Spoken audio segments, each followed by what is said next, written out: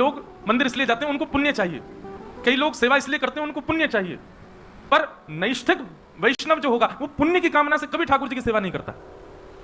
पुण्य का मतलब क्या होता है? जिसके जैसे धन होता है ना वैसे ही पुण्य होता है। धन भी कमाया जाता है, पुण्य भी कमाया जाता है। धन कमा करके विषय भोग जो होते हैं उनको भोगा जाता है, ऐसे ही पुण्य कमा करके यश वैभव ऐश्वर्य आदि इन सबको प्राप्त किया जाता है। पुण्य से क्या मिलता है पता है? पुण्य आपने बहुत कमा लिया तो पुण्य के बदले आपको क्या मिलेगा? बहुत नाम मिलेगा, बहुत यश मिलेगा, सब अच्छा अच्छा बोलेंगे, कीर्ति मिलेगी। और यदि पुण्य प्राप्त करके आप मृत्यु को प्राप्त होगे तो पुण्य के बदले स्वर्ग मिल जाएगा। लेकिन जैसे धन खर्च होता है पुण्य भी खर्च होता है। आपने गंगा में एक डुबकी लगाई तो डुबकी लगाती आपको पुण्य मिल गया। आप जैसे बाहर आए, हमने कि तुम बहुत अच्छे हो, अब मैंने आपकी बड़ाई करी, आपका पुण्य खत्म।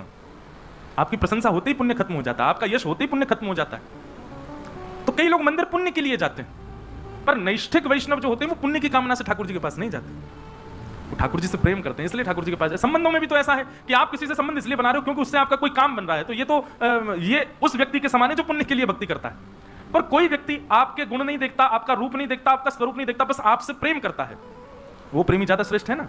ऐसे ही नैष्ठिक वैष्णव जो होता है वो पुण्य के लिए ठाकुर जी के पास नहीं जाता। बस सदा मुझसे ठाकुर जी राजी रहे, मैं इनकी सदा सेवा करूं, इसके बदले मुझे कुछ नहीं चाहिए। नोत्पादये दधि